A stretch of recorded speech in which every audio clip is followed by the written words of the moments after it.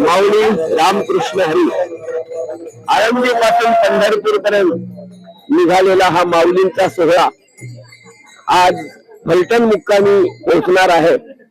या ठिकाणी या सातारा जिल्ह्याचे वन विभागाचे प्रमुख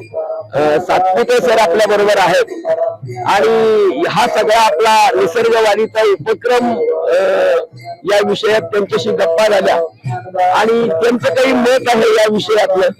ते आपण जाणून घेऊ। माऊली रामकृष्ण हरी सर्वप्रथम या वृक्षदिंडीमध्ये सातारा वन विभागामार्फत वृक्षदिंडीमध्ये सर्वांचं स्वागत आहे आणि या वृक्षदिंडीच्या निमित्तानं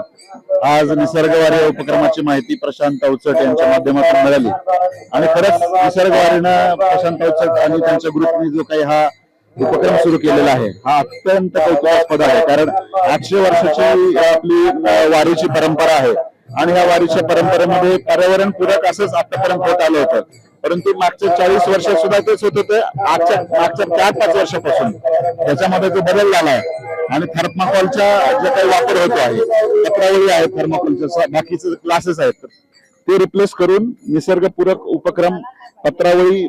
पळसाच्या पानाच्या पत्रावळी बनवून त्या वाटप करण्याचं काम मोठ्या प्रमाणात 2018 सालापासून निसर्गवारीच्या माध्यमातून होत आहे। अत्यंत कौतुकास्पद आहे आणि मला या ठिकाणी सांगायला आनंद वाटेल ते फक्त या ठिकाणी जनजागृती करून थांबत नाही, तर प्रत्यक्ष हे निसर्ग वारीचा हा जो उपक्रम आहे हा निसर्गपूरक असा आहे आणि ही संपूर्ण वारी निसर्गपूरक कशी होईल या दृष्टीने ते प्रयत्न करत आहेत।